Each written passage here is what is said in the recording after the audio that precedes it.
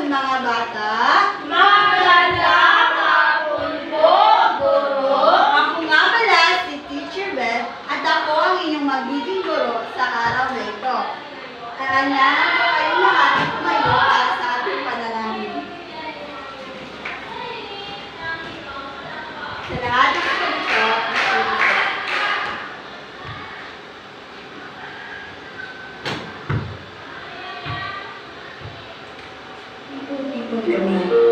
Inaalay namin sa iyo ang aming base. Bigyan mo kami ng karunungan at pangunawa habang mag-aaral. Amen! Bago kayo umupo, ay may inihanda ako dito ang pampasida. Handa na ba kayo mga bata? Opo, Guro. Alam niyo ba yung sayaw na? Alam niyo ba yung sayaw na ito? Opo, Guro. Kung ganon, sabay-sabay nating sayawin.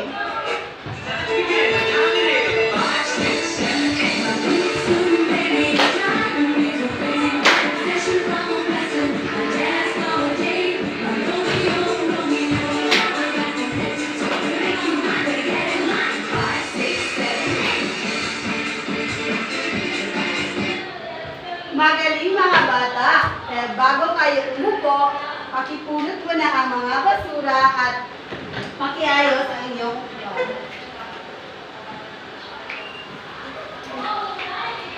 mga bata, meron ba kayong mga alintuntunin sa inyong tahanan?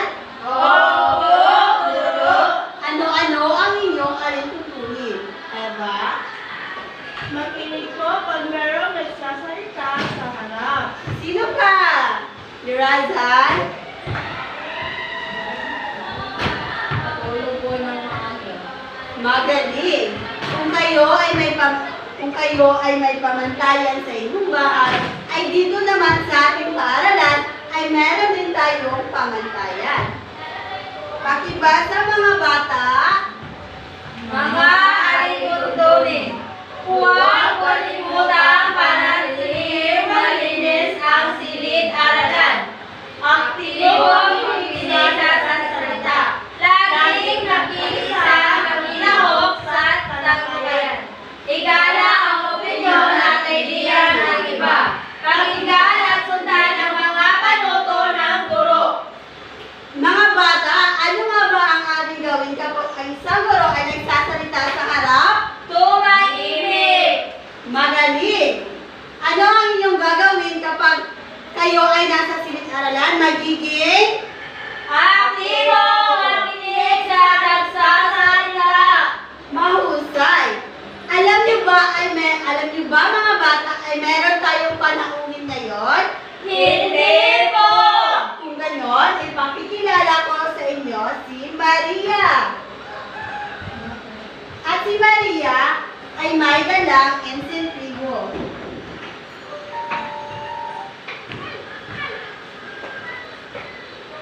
Mga bata, gusto niyo bang makakuha ng yaman? Opo! Guro! Kung ganon, ay dapat kayong makilahok sa ating gawain para kayo ay makakuha ng kayamanan. Bawat sagot nyo ay yung inyong grupo ay pupunta dito hanggang makaabot sa mga yaman. Naiintindihan niyo ba mga bata? Opo! Guro! Mga bata, meron bang lumiban sa ating klase ngayon? Wala po! Mahusay! Kung ganon, bigyan nyo ang iyong mga sarili ng 5 bagsak. O, 4, 5. Sino nakakaalala kung ano ang ating tinalakay noong nakaraan? Kamingge? Ang tinalakay po natin noong nakaraang araw ay tungkol sa pandiwa. Magaling! Ano nga ba ang pandiwa? Eva?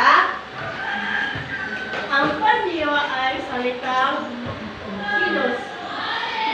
Magaling! Ang pandiwa ay isang salitang kilos. Ngayon mga bata ay may ipapahula ako sa inyo. Handa na ba kayo mga bata? Opo! Guro!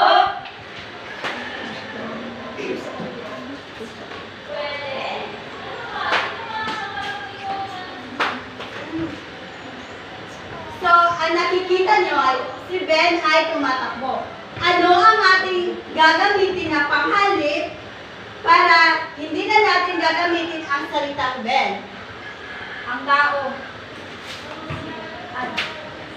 Kamingge. Siya ay tumatakbo. Tumpak! Ang sagot mo ay tama. Ang sa pangalawang larawan, ang mga bata ay pumunta sa parke. Ano ang tamang panghalip ang ating gagamitin para hindi na tayo gumamit ng mga bata? Eva? Sila ay pumunta sa parke. Mahusay. Ang sagot ni Eva ay tumpak. Bigyan natin si Eva ng nice clap.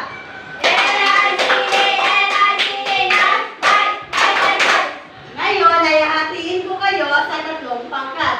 Mula kay Nessie, isa, tatlo, isa. So, batay sa aking pinakita larawan, ano ang magiging paksa natin ngayong araw? Kamingge, Ang paksa natin ngayong araw ay tungkol sa panghalip panako. mahusay. Ang ating paksa ngayong araw na ito ay patungkol sa panghalip. Alam niyo ba kung ano ang panghalip, mga bata? Hindi po! Kung ganon, ating aalamin. Pakibasa mga bata. Ang panghalip ay So, mahusay. Ang ating paksa ngayon ay panghalip. Para magabayan tayo sa ating gagawin ngayong araw na ito, ay may papakita akong layunin. Pakibasa mga bata. pagkatapos ng 45 minuto ng aralin, ang mag-aaral sa liman na basta ay inaasahang natutukoy ang kahulugan ng panghalip, nakatuon ang pangungusap gamit ang waso panghalip, at naipapakita ang kahalagahan ng paggamit ng waso panghalip sa pakikipag-usap. Ngayon, ang ating tatalakayin ay patungkol sa panghalip. Maaari niyo bang basahin, mga bata? Ang panghalip ay mga salitang ginagamit na pamalit sa pangalan. Ibig sabihin, sa halip na ulitin natin ang pangalan ng tao, hayop, bagay, o lugar ay gumamit tayo ng panghalip. Halimbawa, si Maria ay mabait. Siya ay mabait. Mga bata, naiintindihan niyo ba kung ano ang panghalip? Opo, guro. Ang panghalip ay may apat na parte. Una ay panghalip panako. Ang pangalawa, panghalip pananong. Ang pangatlo, panghalip panatwid. Ang pangapat ay panghalip panaglaw. Ang una ay panghalip panako. Ito ay sa pangalan ng tao. Halimbawa, ako, ikaw, siya, tayo, kami, kayo, sila. Halimbawa, si Kamingge ay nag-aaral ng maayos. Kaya ang ating kapag gagamitan natin siya ng panghalip panao, ay sasabihin natin na siya ay nag-aaral ng maayos. Naiintindihan niyo ba kung ano ang panghalip panao, mga bata? Opo, guro. Sino ang makapagbibigay ng halimbawa ng panghalip panao? Kamingge. Kami ay magaganda. Mahusay. Tama ba ang sagot ni Kamingge? Opo, guro. Pangalawa, panghalip pananong. Ito ay ginagamit sa pananong. Halimbawa, sino, ano, alin, at kayo. Halimbawa na lang, sila ay pumunta doon sa parke. Kapag ginamitan natin ng panghalip pananong, ay sino-sino ang pumunta doon sa parke. So, sino ang makapagbibigay sa akin ng halimbawa ng panghalip pananong? Eva? Anong oras na kaya? Mahusay! Ang sagot ba ni Eva ay tama?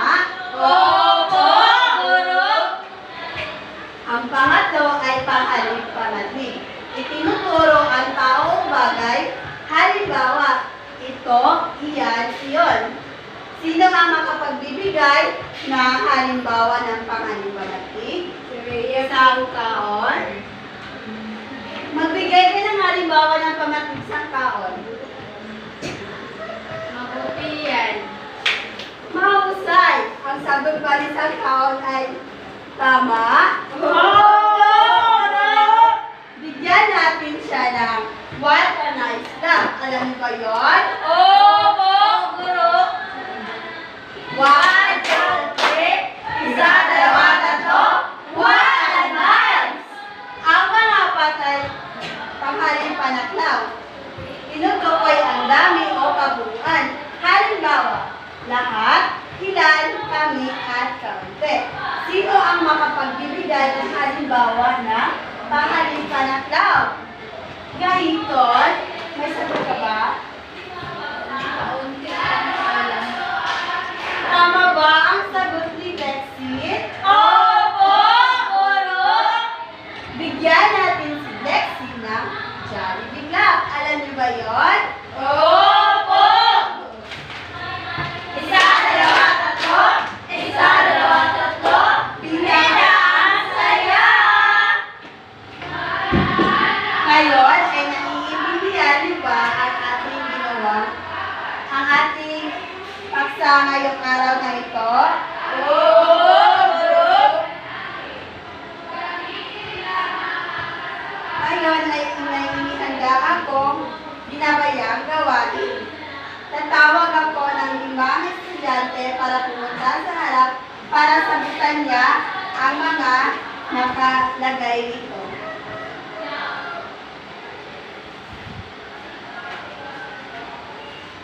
Panuto. Piliin ang tamang sagot. Sino ang gusto sumagot sa unang tanong? Gahiton. Bilugan mo lang kung ano ang iyong sagot.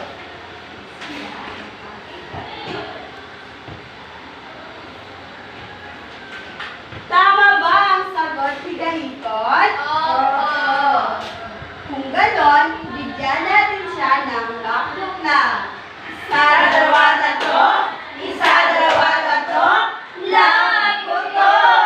Pangalawa tanong, sino ang gusto? Isang kaon.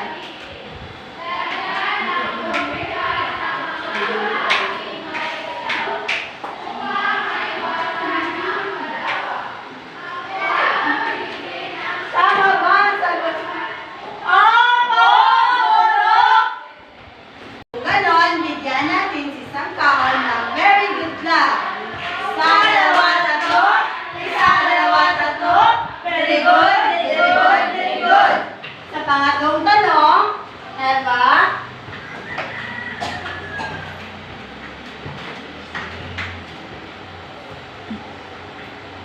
Tama ba ang sagot ni Eva? Opo! Tama nga ba? Mahusay. Bigyan natin si Eva ng what a nice love. Isa, dalawa, tatlo. Isa, dalawa, tatlo. What a nice. Pangapat. Lirazan.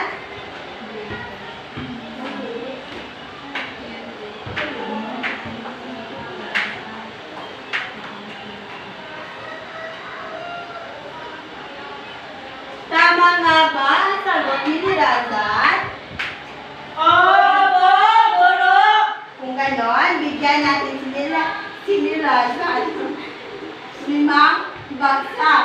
Isa, dalawa, tatlo. Mahusay ang palima. Patlang ang ating lapis. Anong pangalit kaya ang ating gagamitin? Ito ang aking lapis. Mahusay. Ito ang aking lapis. Mga bata, may tanong ba kayo sa ating Wala po. paksa ngayong araw na ito? Wala po! Kung gano'n, ako ang magtatanong. Isang kaon, ano nga ba ang ating 4 na bahagi na pangalit? Panahon, pananong, pamatlik, Malaki raw. Tama nga ba ang sagot isang taon? Opo! Mahusay. Sino naman ang makapagbibigay sa akin ng halimbawa ng pangalit na pananong? Ni Razal? Sino ang mga magulang niya? Mahusay. Tama ba ang sagot ni Razal? Opo!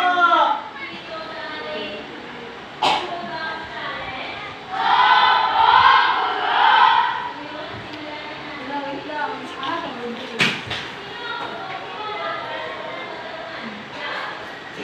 Ngayon ay pumunta tayo sa ating pangkatang gawain. Ang unang pangkat, ang inyong gagawin ay bilugan ninyo kung ano ang tamang pangalit na gagamitin sa mga katanungan dito.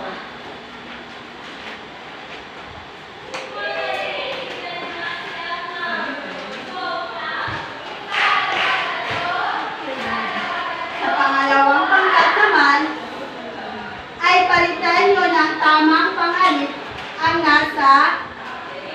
nasa tanong nito. At sa pangatlong pangkat ay gumawa ng ibang pangungusap gamit ang pangalit na pananong. Ang pang-apat na pangkat naman ay bumuo ng sariling pangungusap gamit ang mga sumusunod na pangalit.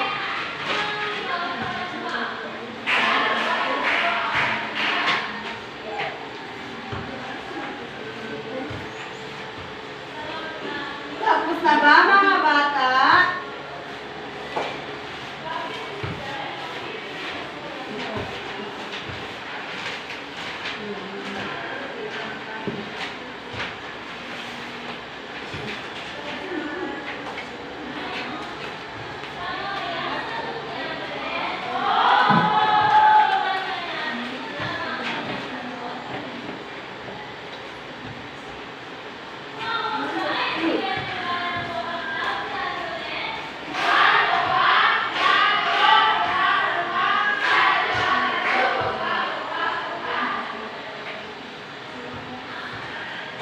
Mga bata, ito ang ating pamantayan sa ating ginawang gawain.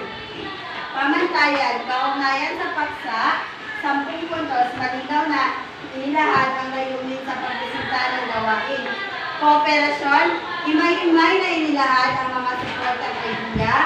Realidad, matibay na inilahad ang mga idea na nasa pamantayan upang may pakita ang kredibilidad na impormasyon. Tapos na ba mga bata? Dito.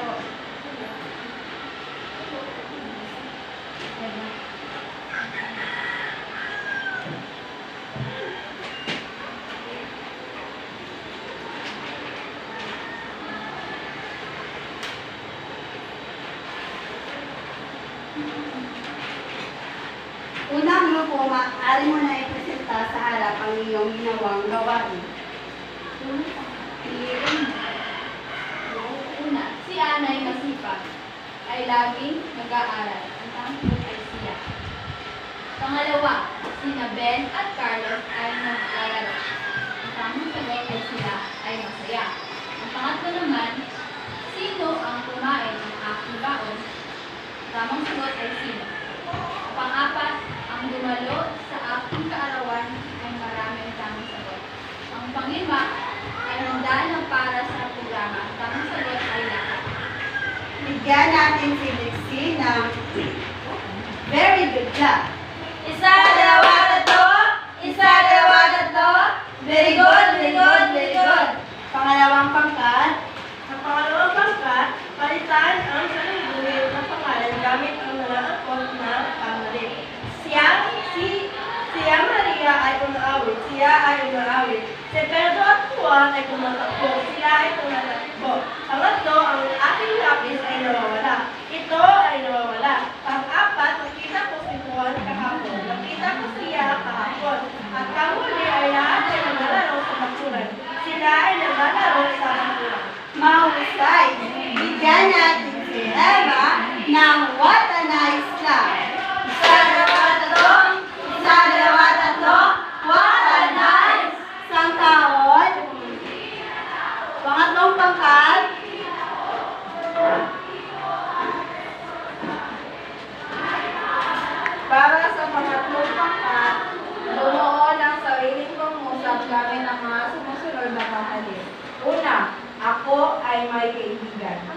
Pangalawa, sila ay nagsama-sama. Pangatlo, ito ang aking kaibigan. Pangapat, kami ay masaya. Palima, iyon ang aking pusa. Mahusay, ang sagot ni Razan ay tama. Pang-apat, Kamingge.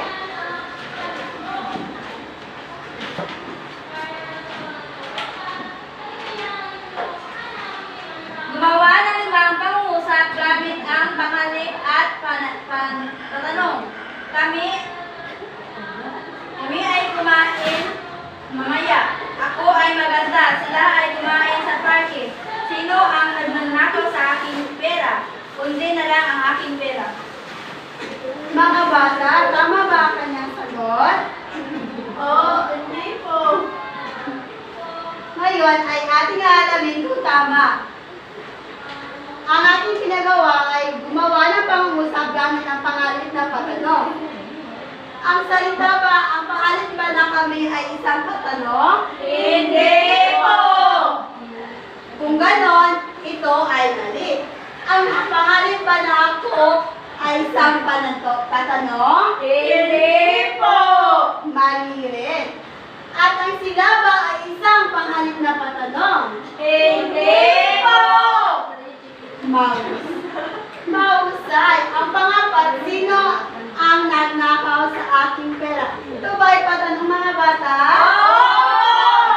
Ang panglima ay, kunti na lang ang pera ko. Ito ba ay patanong? Hindi po! Mahusay. Kaya, ang unang pangkat ay bibigyan ko ng 40%. Ang pangalawang pangkat ay bibigyan ko ng 39%. At ang pangatlong pangkat ay bibigyan ko ng 35%. At ang pangapat na pangkat ay bibigyan ko ng 30 puntos.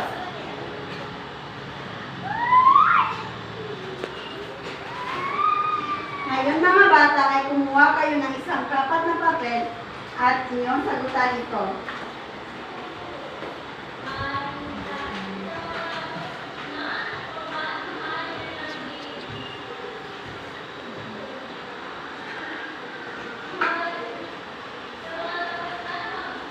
Bibigyan ko lang kayo ng 3 minuto.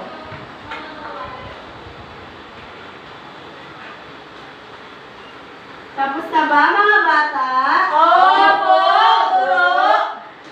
Kung ganon, pakipasa yung papel sa harapan.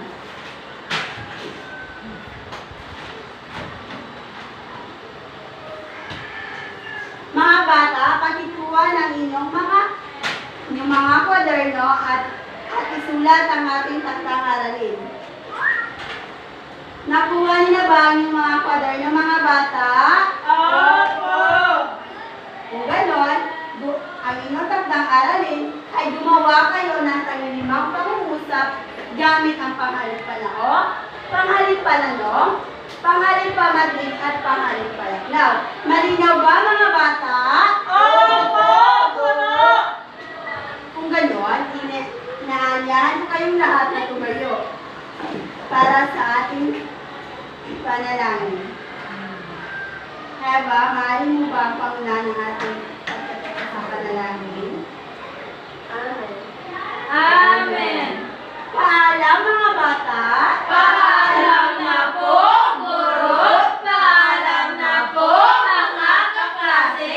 Paalam na po! Mahusay, maraming salamat sa inyong kooperasyon.